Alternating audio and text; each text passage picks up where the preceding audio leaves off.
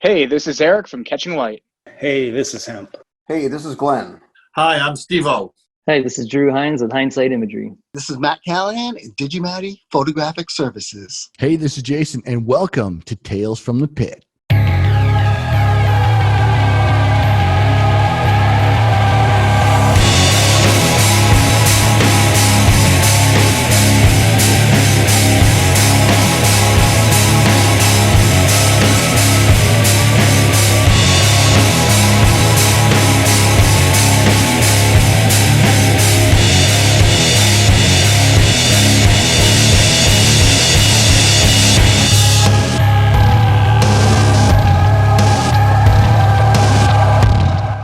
Hello and welcome to Tales from the Pit, the behind-the-lens access to the entertainment world and the creative people involved. Today is our part 2 with our guest, Stephen Jensen of Wornstar and F3 Studios. We hope you enjoy the episode. Let's kind of jump back to photography now. So, I mean, you kind of talked about your history, but I mean, that's kind of the real meat of this podcast is really talking about photography. Yeah. When it comes to you've sort of, gone from film to digital to everything we have today with mirrorless and everything like that. We'll start off. What is your current equipment? What do you like using right now? Okay. Let me preface this by saying I'm not a big tech guy. Okay. No worries. I don't keep up on the gear. I'm not a gear guy at all. But my current camera is a D800, an Nikon D800, which is, geez, I don't even know how old that is now. 6-7 years old, probably. Yep. And I have one Nikkor lens that I use. I've got a couple of cheaper Tamron lenses, a long lens and a wide angle that I almost never use. I bought them mainly for live, but I don't shoot that much anymore. I mainly just use my one Nikkor lens. And I love shooting in the studio. I love shooting with artificial light and strobes. Yep. I don't think of myself as a great natural light photographer. So I like, even when I'm on location, I like to bring a strobe with me. Yep. I like that look even on location. But yeah, when we moved into this location, I built out a studio that my previous studio, I had a big black wall and I had a backdrop and I would shoot all these bands and everything. And, and I just didn't like the look of stuff that was shot in the studio with a backdrop and all that. I never was a fan of that. So I would edit my stuff in post. I would add layers to it, add textures to it, so the shot would look different than that crummy background. But when I moved here, I was slowing down on doing bands, and we moved to this location. I was slowing down on doing bands, and I was doing mostly product photography. So we built out a studio with 2 big black walls and 2 big white walls, and that's where I shoot most of my stuff. And then I do all my textures and everything in post. So most of my stuff is, I wouldn't say I'm a very tech savvy guy. And I couldn't, like, if I shot something, I couldn't explain to you how I did it or how I lit it. Yep. I just know what looks good and I know how to shoot it. Yep. But I also shoot as an editor, because I'm, like before, I was good at photography, but I'm really good at post. Yep. I'm really good at editing, and I love doing it. Yeah, it definitely shows. Go ahead. Sorry. I don't like making stuff look like I don't like cheesy Photoshop effects, even though there's some that I use, but I try to make it look, like it's not retouched, like it's not overly retouched. Well, I'll say that, if you go to your f3studios.com site, I mean, you have some epic stuff. I mean, your stuff has I can tell immediately by looking at it, it's your shot. I know I can tell your work right away by it. You just have this very specific epic look that you have. And I just, I love your work. I love it. And again, that's f3studios.com. Yep. And then Wornstar.com is the clothing line. Yeah. I haven't had a chance to update a lot of stuff on F3 Studios because I'm so busy. There's so much stuff that I wish I had time to put up there, but I'm selfish with my free time, which is not much. I understand. You got some killer. So you've done album covers, you've done a lot of band photos and stuff like that. Is there anything that stands out to you as like, this was something that was like, man, I was really worried about this, and then man, it came out better than I thought? Or there's anything that stands out like that sort of work? I love a good challenge. I try to, any project I take on, every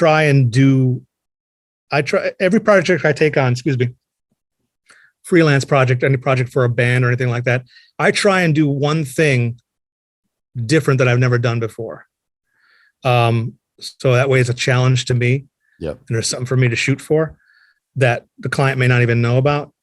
But I love working with other creative people too, that have come to me with great ideas. A good example of that is the band Dope, who I've been working with for. I was just discussing this with Edsel, the singer, the other night. We met 20 years ago next month, so we've been working together for about 20 years. And I was kind of an unofficial member of the band, because I worked with, it was Edsel and I that basically determined the look of that band for the last 20 years, or at least the look of their visuals.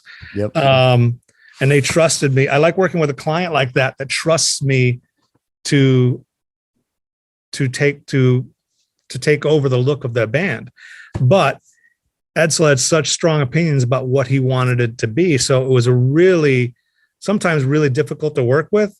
Mm-hmm. And when we were younger, we would get into sort of arguments over it. Not so much anymore. But the process was a little tough, but the end product we loved. We were always happy with. I may not get what I want out of it, but I knew what he wanted, and I made sure I got him what he wanted. But then I would try and work something in there that was a challenge for me. So I've worked with them for that long, and we're talking about his next record. We're talking about working on his next record. I've got to do that in the next few months here. Nice. And I don't even know where to start. But so when it comes to like album covers and stuff like that, I assume, like you said, artists that are coming to you are already what to expect or what your style is. Do they just say, I don't know, just give us a series of things and we'll pick the right one? Or are they saying we want this idea? I don't work with doing a lot of sketches. Typically, I work with one idea, one strong idea, or I'll pitch them several other ideas. And the one idea that I think is really the winner, I would really flesh that one out. Yeah. It's very rare that I kind of get in their head, and I've since I've worked with branding and stuff for so many years, I make it a point to try and figure out what that band is all about or what the sound or what the visual is, or what they want to be like, or what bands they want to be like when I design. And every band is different. Some come to me with a concept. They have everything fleshed out. They just need me to do the graphic or do the artwork or do the photography.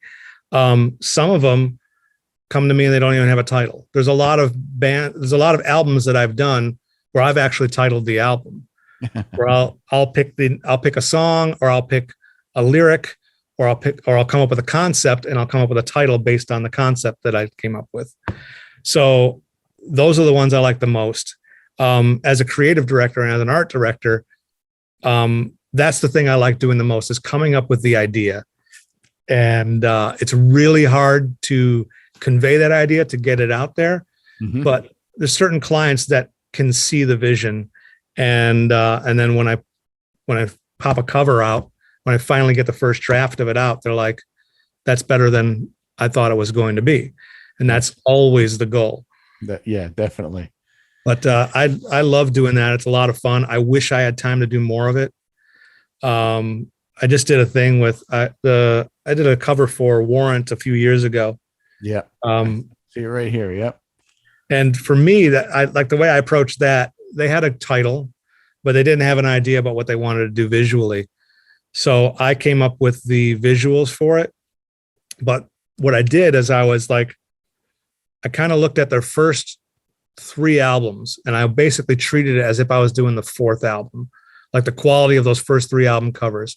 Not that the stuff that came after wasn't good.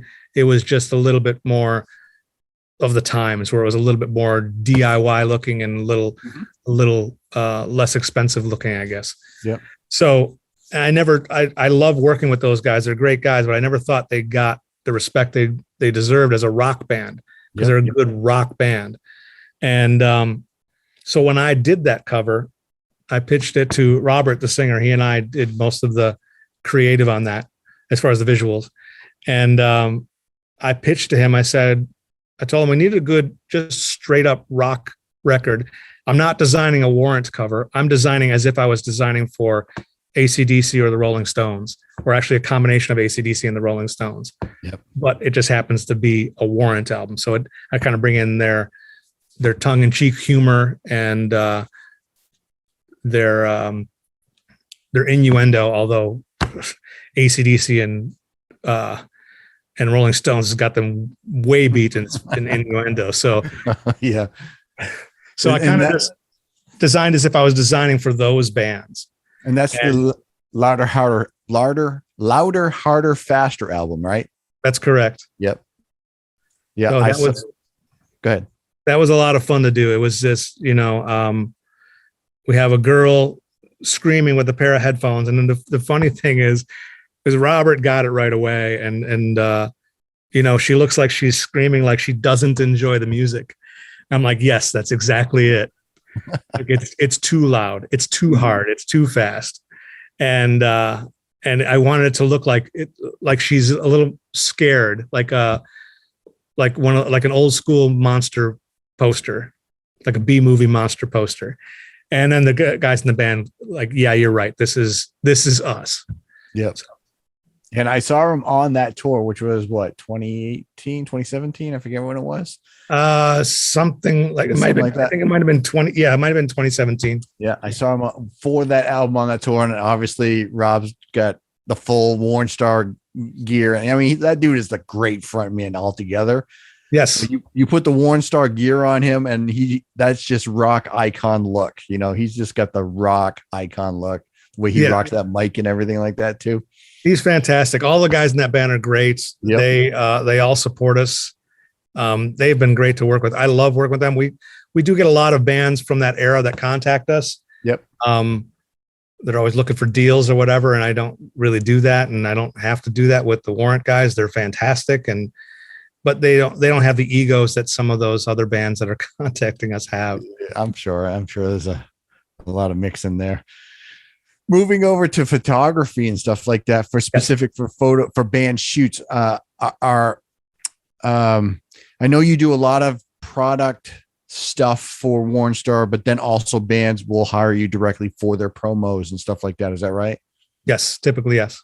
And when it comes to promos, do you have a standard protocol that you're going to go through, or is it like, does the band like, we want to do something outside, we want to do something in this environment, or is it like we want to come into your studio and you kind of just do your thing? Yeah, I mean, most of the bands that contact me that hire me, they want me for my style, so they trust me to come up with the ideas. I prefer shooting in the studio. I prefer the look of location, but it's just so much work. Yep. I'm a bit lazy when it comes to that, but if they want to pay for that, I'm all for it. Let's do it. Typically it used to be a lot more where they would come to me but I don't really promote that I'm doing band photography that much anymore. I still do it, but not all that often. Yep. So most of the band photos that I do are bands that are representing our brand. Yeah. That's part of the thing with the look of our brand. Like all the photography on the site is me. And we usually do a lot more art. Right now I'm pushing some certain products, so I'm not doing a lot of artist photography on the site, but we would do this great artist photography. And that was one of the draws to some of the artists that work with us, is that they not only love the look of the clothes, but they love the look of the photography. Yeah. And, anytime an artist of ours comes to town, I try and get them in front of the camera, whether it's here at the studio or whether I travel to their gig and shoot them. and I try and get that as much as possible. It's fallen off obviously the past couple of years, but I'm trying to get right back into it right now. And then certain bands, if everybody in the band is wearing it, I'm like, let's do a band shoot. Yeah.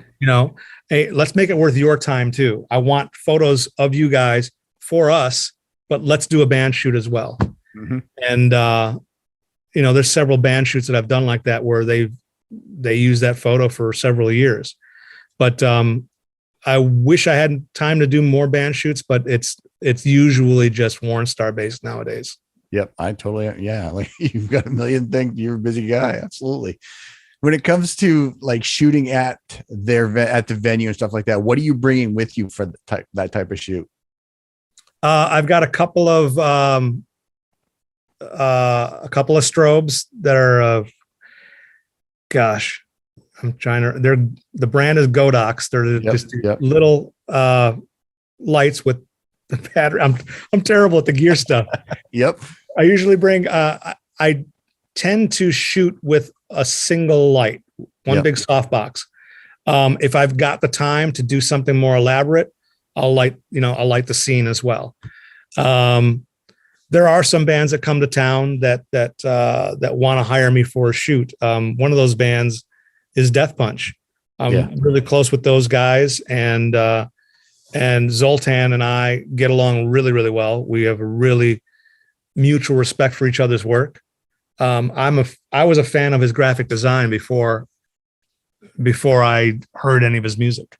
Yeah, and he's got a whole history in graphic design, like yourself. He's got a whole education there as well. He does. He's very, very good at it. I knew who he was and knew his work before Death Punch in his previous band. So when I got hired by Diamond to shoot Zoltan on their first tour. There was the Mayhem tour. They were on a little side stage, and I got to shoot Zoltan for the amp company, and we talked. He knew who I was. He knew my work. I knew who he was, knew his work, his design work. And so we talked design and photo, and we got along since then. You know, he also had a clothing company. He had a fight gear company. And I think at the beginning, I learned more about the clothing industry from Zoltan than anybody. Okay. You know, I learned a lot from him, but I love, you know, whenever he comes to town, we try and get some time together. But he loves my photography. He claims I'm his favorite photographer, which I don't know. I'm sure he tells everybody that, but maybe he does, maybe he doesn't. But every single time they come through the area, they hire me to come out. They've asked me 3 times to shoot photos for their album, and we can never put it together. I'm not big on traveling for work, so I like traveling for vacation. Yeah, right. I'm not a good flyer. Yeah, so, I hear you. So the first one I turned down, but then the second ones, you know, when it got to budget with the record label, they didn't want to pay someone to travel, so they hired someone local instead.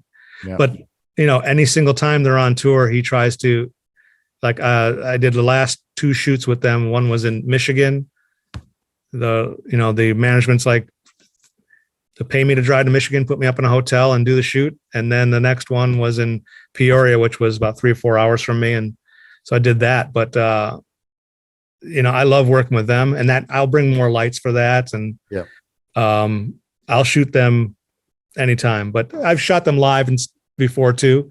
I haven't shot them live the past couple times I saw them, but just band photos. Yeah, I was fortunate enough to shoot them live in 2019, obviously right before COVID and all that stuff. Mm-hmm. And you started to become friends with Hook a lot and stuff like that, and talk to the guys here and there. So that was kind of cool. When you're like hired to do a shoot like that, or a band says, you know, or you're whatever, you're brought out to a location to shoot. How do you scout out what you want to shoot? Is it like, I'm just showing up and picking a spot, or is that already done for you? No, I go there and I pick out a spot, and it's usually pretty difficult. Yeah. To find something good. But I also know that I'm going to edit. I don't edit a lot, the background. I usually put textures on top of it to make it more interesting. Make it more the style that I like. So when we shot the one in Michigan was rough because it was at it was an outdoor event at a casino, like a Native American casino. And it was nice. And if you've been to a casino, they're usually really clean. Yep. And it was no good place to shoot, but they had an indoor. I like shooting. I like behind the scenes stuff. Yep. I like, even when I see artwork, when I see a drawing, I like to see the artist hand. I like to see the pencil sketch. I love shooting stuff backstage. I like seeing the rigging. I like seeing the electrical. I like seeing all the dirtiness. Yep. In the wings of the stage, the stuff you don't see from out front, even by the buses and road cases and all that stuff. So, for example, with that Death Punch one, they had a secondary stage inside, and I could have shot them on that stage and it would have been fine. But I turned this way and there was all the electrical and cables and all that stuff. I'm like, let's shoot it here. And brought several lights into that. And then the other one was in Peoria. I just had to walk around, and I walk around until I find one or two locations that I really like. And the great thing is that I'm usually shooting with people who know my work, who trust me to find a good spot to make them look good.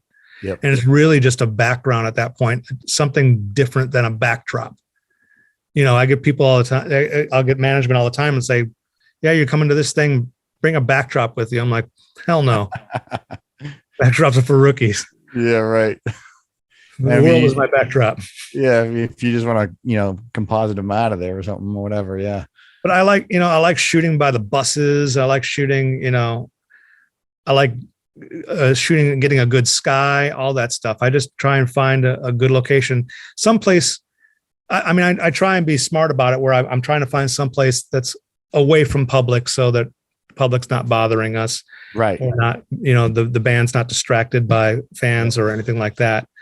And, but yeah, I try and find something good on location, and it's worked out so far. Not all the time. Sometimes there's like nothing. You just make do with whatever you got, or? Yeah, I do. And there's a couple of shoots recently that I didn't go do. It was a band that was coming through playing the big shed arena out here, but because of COVID, the backstage was locked down. Yeah. So I couldn't get in. No family, no guests, no nothing. So we would had to leave the backstage area to shoot, which it was a shed out in the middle of nowhere. So it's a gravel, parking lot and trees and stuff. I'm like, I ain't shooting this. Yeah. Sorry guys. Let's wait till everything gets better and we'll shoot it another time. Yeah. I just didn't want. I didn't know I wasn't going to get stuff that anyone was going to be happy with. Yeah. And we'd end up shooting again anyway. So I turned it down. It's a smart move. I mean, because it's it's really a challenge. I've got limited experience in that. I've done a few bands here and there, and yeah, I mean, for me being sort of a rookie in that world, I kind of just get like, all right, we'll give you 10 minutes. You just got to kind of quickly set up something real quick, and we'll just do what we can, and hopefully we get something out of it. I try and I've had a lot of those where it was just a few minutes like that. My shortest photo shoot was 2 minutes. And I think it was less than 50 frames. It was, I shot Hell Yeah up in Madison it was on stage at the venue, and we originally had an hour blocked out, but a couple of the guys in the band forgot and slept in. And by the time we got to shoot, that photo shoot was 4 minutes. And one of the guys was half asleep, and you can tell in the photo if I told you who it was. Uh-huh. And then a couple of weeks later, I was shooting Static X. And basically what I did is they were going up the stairs to a waiting area before they go on stage. I set up right there, right before they went up on stage. Yep. And I hadn't shot Static X before. I hadn't even met the guys yet. I knew the tour manager really well. So we were just doing a quick photo shoot. And this was way back when. And met the guys really quick. We had really quick photo. I did a test shot. I show it to the guys. They're like, got it. They know what to do, and they immediately get into character. That's why I love working with bands that are higher up, because they know how to turn it on. Yep. And they're already in their stage clothes, about ready to go on. And so I shot bang, bang, bang, bang, bang, and got some great stuff. I like high pressure like that. Yep. I wish I had more time because I knew I could do better. But I mean, even the last Death Punch, you gotta roll with what you get. Yep. That last Death Punch shoot I did in Peoria, I was originally blocked out for an hour. I was on the itinerary, my name blocked out for 1 hour. And they had all these meet and greets that went over. And I think I had a 20-minute shoot. Yeah. Yeah. But I got some great stuff. Yeah. I mean, as long as you know what you're doing, you can make do with what you got, but it really is, you're completely winging it without knowing the day of. I love that. As long as everybody's ready. Yeah. When we start shooting, I can handle it. And then I just got to loosen them up. I've got a couple minutes to loosen them up to get them comfortable that we're doing a cool shoot. Yep. Generally I shoot a couple of shots, I show it to them, and they're just like, oh, wow, that looks really good. Yep. That's awesome. I mean, you mentioned you haven't done it recently, but shooting live, stuff like that. How were you doing? Were you doing that for an extended period of time, or was that just sort of like a package deal with doing a photo shoot or anything like that? What was the live stuff for you?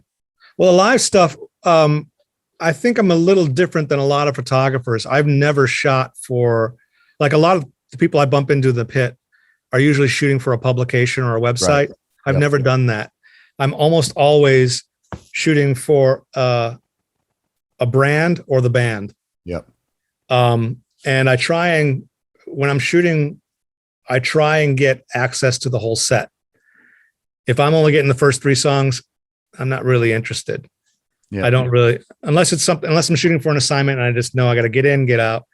But I usually don't like that, because by the time 3 songs is going, I'm getting warmed up as they're getting warmed up. Right. So if I'm not warmed up, I'm not getting great stuff. They're not warmed up yet. They're not giving me their best stuff. Right. So I like to shoot the whole set if possible, or I shoot until I know I got what I need. The challenge with the first 3 songs, because I shoot for a venue or I shoot for the artist myself. Yeah. The challenge for me for the first 3 songs is, for example, I just shot Alice Cooper's band, and Alice is always excellent live. He's such a great performer, everything. And I shoot these excellent photos. I'm like, these came out awesome. And then I go look at everyone else's photos, and they're all the exact same shots. Because first of all, the band knows how to pose for the shots. They know the process. So we're all just capturing that moment, and then we all have the same exact shot from venue to venue to venue. That's why there's certain bands that I'm just like, I had the opportunity to shoot Kiss, and I'm like, why? So I can get the same photos everybody else has, because they all get the same shots. Yep. I try and shoot a little differently, but I didn't have a need to shoot Kiss, I guess.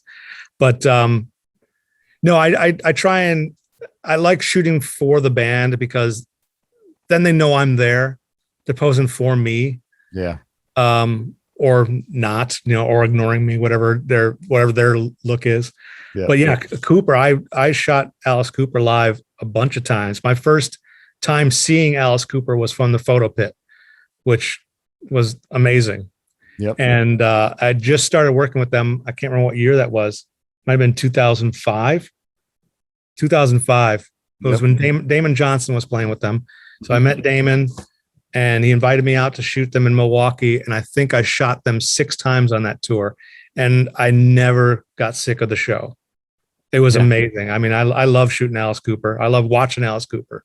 Yeah. The excellent performances every single time. Yeah. And I wish I could every artist. I mean, we've had Ryan Roxy on this show as well. I mean, they're all just super cool people. So I met Ryan once. Yeah. I met Ryan once. Good people. I don't know much of the guys. I know Chuck Garrick really well, because Chuck was in the band when I was shooting them, but I haven't shot them in a while. I saw them a few years ago, but I haven't shot them in a while. Yeah. But yeah, I was hoping to see them on this run with them and Ace Frehley. Yep. So we're working with the guys in Ace's band. But I'm not ready to get out to shows yet. I'm just a little too, I got to worry about my health. Yeah, it's interesting, for us shooting for the venue. There are a lot of specific rules that are changing from artist to artist. Like some artists are extremely strict about the whole COVID, 6 feet away and all that stuff. When they separate artist group from fan side. So the stage is a completely, from stage back is one bubble versus actual crowd and stuff like that. Yep. And it is it's been a weird year for photos, for concerts. I mean, in regards to that requirement, because we're a Live Nation venue and Live Nation sets the rules, and those rules change as, the requirements change or whatever's going on. And like I said, certain artists, we're probably a more predominant country venue than we are rock. We do have rock, but the country artists are either like, we don't give a crap, you do whatever you want, or you are absolutely strictly following the rules right to the letter. Yeah. It's every show. We just like, we don't know till it happens what's going to happen. Yeah, I know so many guys in the bands and crews that I have so much respect for them that I for a year and a half they weren't working. So yeah, I don't want to be part of the problem. Yeah, and I also don't want to get sick myself. Yep. And I don't have a need right now for some of the photos. And right, when some of my bands come to town, I've gone to their shows and hung out with them backstage, shot them backstage, but I don't stay for the show because I trust the band and the crew and that bubble. I don't trust the people out front. The people when you're standing in the pit, they're tapping you and going, take a picture of me. And I'm like, get away from me. And I get that a lot. And it's funny. There are shows where we are required to be masked and 6 feet apart. And we're literally standing in a pit of, thousands of people where we are the only ones with masks on required. And I'm like, right. I don't know what this is accomplishing, but I'm going to follow the guidelines because, I don't want to rock, I want to be safe and I want to keep my party safe. Yeah. But there's not a lot of rhyme or reason to some stuff going on. Yeah. I talked to several of my artists that are like, they want to get out, they have to get out, but some of them are really scared. I mean, you don't know what kind of underlying conditions some of these people have. A good friend of mine is in one of the bands, and just as he was excited to get back out on the road, and the Delta thing started happening, and he's a singer, and he has asthma, and he's playing little clubs where people are 3 feet from him singing his own songs right back to his face. Yep. And he was scared. He was like, I can't wait to go home. He goes, I want this to be over with. I want to get out and play, but I can't. I'm so scared to play. And I'm like, now you know why I'm not staying. And we just had Matt Dorito on, formerly of Pop Evil. And, okay, yeah. Yeah, he was with Corey, he was out with Corey, and we had him on, and then he went out with Corey like 2 weeks later, and they got it. And Corey had to quarantine and all that stuff for, whatever it was, 14 days, whatever it was during that tour. So I was like, man, it's just, it's almost a no-win situation. You got to get out and work. But if you do, you're now risking, financials, you're risking health, you're risking all these different other people's employment, all that stuff. You have to be smart and stick to a plan. And the Coop Fraley tour, they did it right. They came home, everybody was safe. No, not a single test. And it bothers me to see these bands are trying to go out there, and then they book this tour, and then they got to cancel halfway through. And then you got other people that are like, why can't I go there without my mask on? Why can't I come to your showroom without my mask on? I'm like, yeah. And once you get a few drinks on you, you just don't give a crap anyway. You're going to just whatever. It doesn't matter. The first half of our season was, what do you call it? Half capacity. Yeah. During the earlier part of this year was half capacity shows. And the interesting thing about that is, there are certain guidelines, they seat people 6 feet apart from each other. So your party is sectioned 6 feet away. However, when you go to the restrooms or when you go to the concession stands, it's just a massive people standing together. So I'm like, it is what it is. I guess I don't know. I mean, I'm lucky. We went the whole season. Our season, we're an outdoor shed, and our season is from Good. May to we just finished up at the beginning of October, I think it was, or September. It was a late season for us. No, October, whatever. And luckily we didn't. I'm not aware of any incidents whatsoever. So we've been pretty lucky. We're probably more higher end on the Live Nations venues in regards to we have we're an award-winning venue, so we have a lot of effort put into our venue, which I've seen some venues that's the opposite for some venues, but so we've been very fortunate for us this year anyways. Awesome. Yeah. I'm looking forward to getting back out, but I don't know when that'll be for me. Well, I mean, I've taken a lot of your time. I really appreciate it. I want to just kind of ask you a few more questions if that's all right. And then we'll call it a night. But so you've worked with almost everybody. I mean, you've talked with the coolest of cool and probably some of the people you would never want to talk to again. But is there like artists that you kind of wish you would work with, or you wish you could work with more that you just haven't had the opportunity to? Oh gosh. That's hard to say. I mean, I really like working with, like I said before, with people that really respect the work that I do, that trust me to do the work that I do. The one that I did work with that I wish I could have worked with more was Dimebag Daryl. Yeah, he was taken away from us though, and I believe that if he had lived, he would definitely be a Wornstar artist. If Wornstar would have happened, because if he hadn't passed away, Wornstar may not have happened. True. Yeah. So yeah, I don't, there's a lot of, I don't really have any dream artists that I would like to work with. I can't think of that. That's a weird, I get asked that a lot. Yeah. And I don't really have an answer for it. Cause everybody's different. I mean, there's some artists that I would be like, this won't be interesting. And it ends up being great. Yeah. Or ones that I really like to work with. And it's like, oh, this isn't worth it. So when artists come to you, I mean, we've talked about a lot of artists that have been around for a while and have been sort of a staple of that particular style of music, whatever it is, like Dimebag or whatever. But there's a lot of new artists coming through the touring scene now that are just kind of starting to change the direction of music. Are you seeing a lot of that, or are you, or is there like a specific style that you look for? I mean, is there because I would think as a record or a management company, it's valuable for my artist to look a certain way. Maybe I would want to put them in contact with a Wornstar or something like that. Do you see anything like that? We try and we call ourselves a rock and roll brand. Right. And so we don't try and lean too far in any one direction. Some people call us a metal brand. I don't think of us as a metal brand, even though we have some edgier stuff, and that's some of the stuff I grew up on. Right. But I like all things rock and roll. I like that we can lean more goth, or we can lean more country, or we can lean more glam. I like all different kinds of music.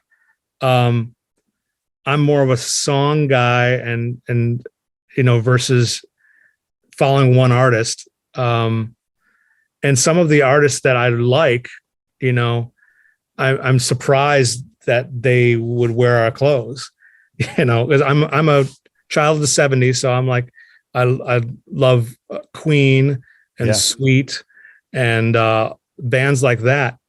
And then we get a band like the Struts that comes out, and I'm like, oh, this is fucking amazing. These guys are great. And then I get a message from one of the guys in the band on Instagram asking about a pair of pants, and he really wants to get this, that, and the other. And he's like, yeah, I have a pair of your pants, and so I know how they fit. I'm like, really? I looked up on the back end of the website. I'm like, holy cow, he is a customer. Or we get a band like Bad Flower, same thing. Guitar player from that band buys from us. It's always amazing that when we started out, it was all about trying to find these artists, trying to get artists on board. Our first artist that we didn't know was Uriah Heep. Oh, wow. And I'm like, I know who Uriah Heep is. I love Uriah Heep, but Yeah. I would never suspect that they would contact us, and they asked us to dress the whole band and all that. But that was the first time we had somebody that we didn't know. And so more and more, when we start seeing orders come in, I get we get an order. This was a few months back from Nikki Sixx. And I'm like, that's not really Nikki Sixx. Like the customer name was Nikki Sixx. And I'm like, I look it up and I look up his email address. And I look up where it's going and his new home in Wyoming. I'm like, that's him. Or we get an order from Dave Bautista. Oh, wow. And I'm like, what? And so it's like I said before, it's a series of holy crap moments, people I wouldn't even think about. And so we were watching, I was up late working. Sylvia and I were up late working one night watching Seth Meyers, and they had an interview with, I can't remember his name, Jason Momoa and Dave Bautista for the new TV series. And Bautista comes on the Zoom call, and he's wearing our beanie with the logo right up in the front. I'm like, oh, that's pretty wild. That's awesome, man. So it's so great to have that. And it's not like these artists didn't just reach out to us. They just went to our website and bought. So this is like, we knew that we built something that is respected. And that's, I think, what means the most to me, is that people just come to us and just buy the stuff. I'm always amazed at who does come to us, and we run the gamut. So, I mean, I love all these new bands that are coming out. And as far as the music goes, to get back to your question, it's just like design and visuals. The stuff kind of goes in cycles. I noticed this when I was doing guitars for in the guitar industry, where it was like, it would be graphic guitars would be really big, and then it would just go back down to black and browns, and then it would come back up. So same thing in the music industry. It's funny that graphic tees for us were really big for a while, and then they slowed down, and then our basics, our plain black shirts or our plain wash shirts suddenly start selling like crazy. Yep. And then they hit a peak, and then suddenly the graphic stuff starts coming back. So, and I never know who's going to buy it. Like I said, the Struts, Bad Flower, I'm a fan of both those bands, but I would never in a million years would have thought they were customers. Well, maybe both Jason and Dave Bautista will be wearing Wornstar in the next Dune movie, Dune 2 or whatever. Oh, yeah. Would that be something? That would be amazing. That would be killer. I'd be all about that. Yeah, hell yeah. Well, I mean, to be honest with you, you guys have such a cool style. It would be surprising, but it wouldn't surprise me to see your stuff in media related content, because it fits into a lot of this sort of style. Sylvia and I love that, I think, the most. Like we love we've done many music videos where we styled it, and I've done photography on it. And we love that the most, the behind the scenes, the creative process, the long hours of that. I love that. So if things were different, we had kids young and we stayed here in Chicago. But if we got married first, we probably would have moved out west and probably done something in the movie industry, because we both love that. I love the behind the scenes. I love being part of that. And we probably would have done that. We've had people buy stuff from us for movies, smaller ones. We've had some people buy stuff from us for shows, for Broadway shows, for musicals on ships. Part of like a Carnival Cruise Line, where they would buy stuff for all their staff members in the entertainment group. We have The Voice, the stylist from The Voice, buy stuff from us just to put on either the band or some of the people coming out. We had American Idol is bought from us. So the stuff does get out there. But yeah, as far as a movie thing, that's something that Sylvia and I we would die to do that. I mean, if maybe they'll someday make Rockstar 2, and then you have Zach Wilde and all those guys wearing Wornstar out there or whatever. That would be so awesome. I don't know if that would be a dream or a nightmare, but yeah. Either way, it'd be awesome. No, it would be cool. I would love that. Something like that. Yeah. Well, cool. So when it comes to like live shots and touch ups and stuff, what's your post process? What's involved with your work? Well, with the when I'm doing a photography of a live setting, my goal is always to have, I like shots that have energy and have attitude. And I don't think a live photo ever does the show justice. So since I like doing post work, I want my shot to look as exciting as it felt when I shot it. But it's really hard to do that in a still shot. So I like to add textures and sparks and maybe little flares and stuff like that to some of my live shots. I don't do it all the time, but if it needs it, I like to add that in there because I just think, and it helps with it's my style, I guess. But I always get people asking, other photographers particularly, like I did a shot once of I shot Rob Zombie, and I had a shot of Piggy D that I'd posted. And I mean, if you've seen Rob Zombie or you shot Rob Zombie before, that's a really exciting electric show. There's a lot going on, really cool. But you get it in a still shot and it's just, it's okay. It doesn't have that feeling that you felt when you shot it. I want people when they look at my live shots to go, I wish I was there. I wish I saw that.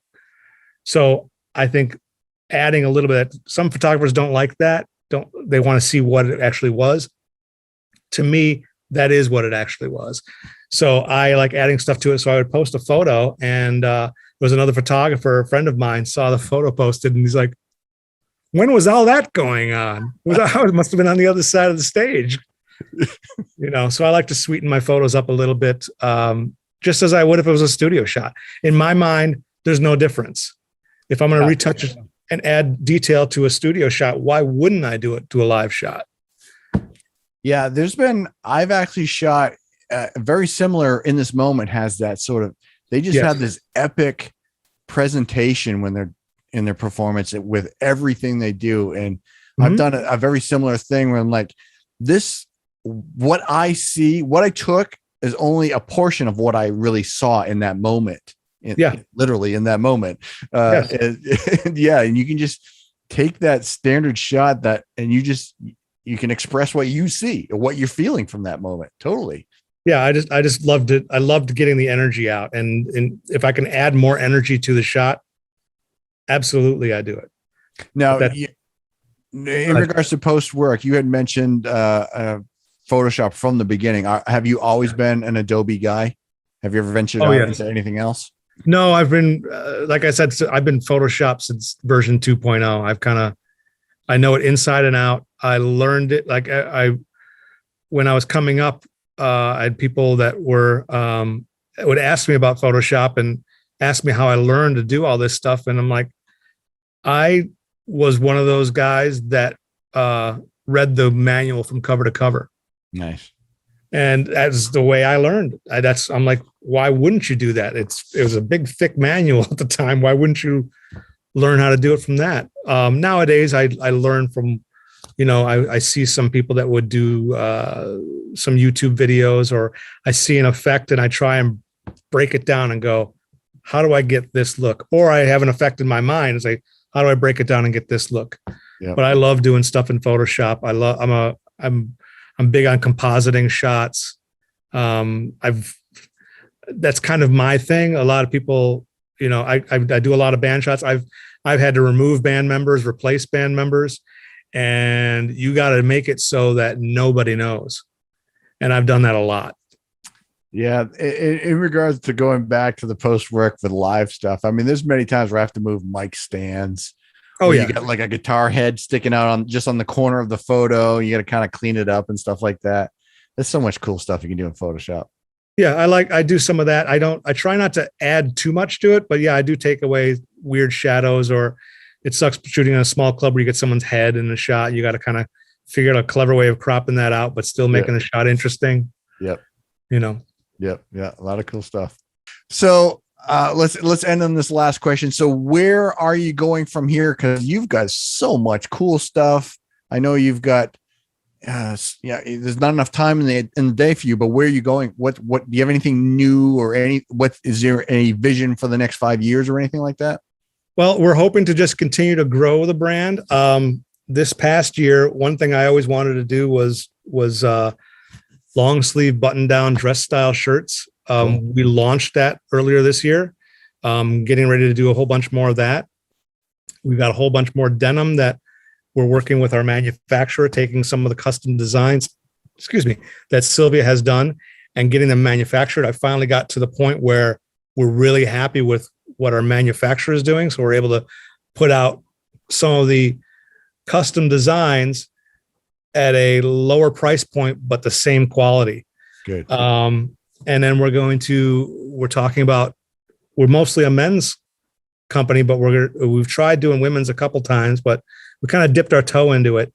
And so we're hoping that next year we're going to roll out women's and try, and I don't know that we'll be able to make it as big as the men's in a short amount of time, but that's where we want to go with it. And I want to get back to doing more photography and with our bands as soon as everybody's able to get out again. Yep. I just hired, for the first time, I've hired on staff a graphic designer photographer who has the same background that I have, but 20 something years younger than I am. And she's doing a great job, but it's like it was so hard to get to a point where I can let go and say, here's the camera, you shoot some of this stuff.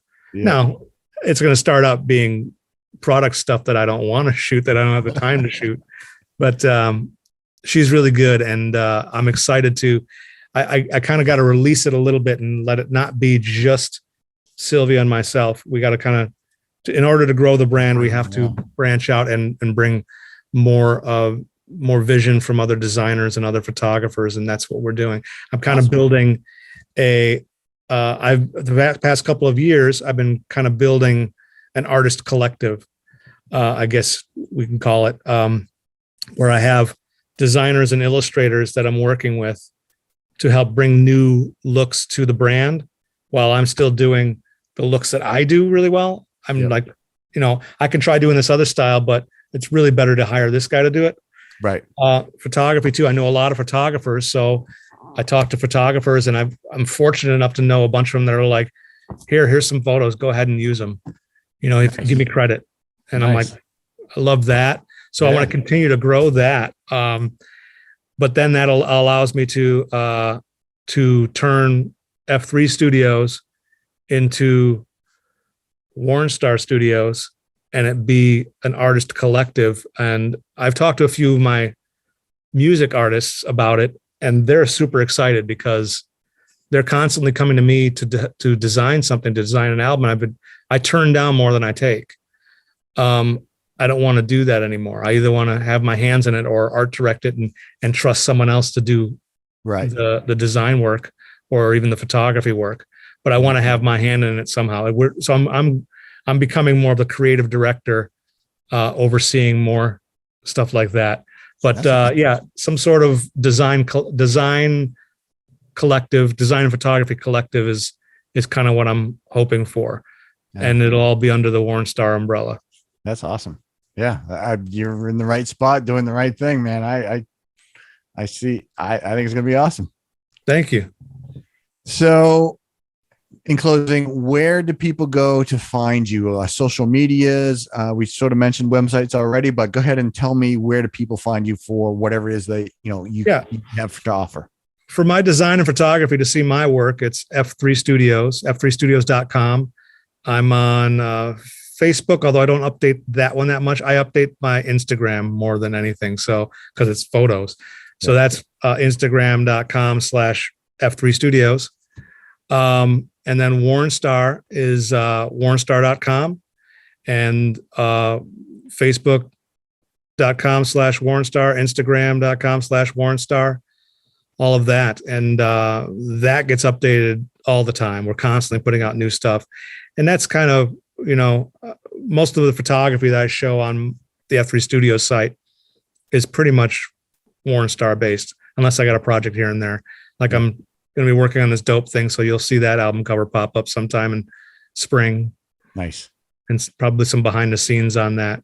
Nice. And I'll add to the Wornstar thing. You can go sign up for the newsletter, because I get the newsletters with the summer sales and the spring sales and all that stuff. So there's a lot of cool stuff, and you get tons of different products in there. I will recommend bringing back this shirt though, because I love this shirt. I love that design. I want to bring that back in another form. I want to reinvent it. Right. Yeah, that's on the list. I'm waiting for that one. I'm definitely buying that one. I get this one. I have the black one that's like this too, I think it was, or something like that. I forget what it was. Looks like it's still shining. It's held up pretty well. It's still kind of there. Yeah, it's still doing pretty good. I only wear it for like shows and stuff like that. It's my special shirt. Oh, thank you very much. Hey, thanks for watching this episode of Tales from the Pit with Stephen Jensen. We hope you enjoyed it. You can check out this show and many of our other guests on our website, talesfromthepit.net, on YouTube, and on all of your favorite podcast locations. We'll see you next time.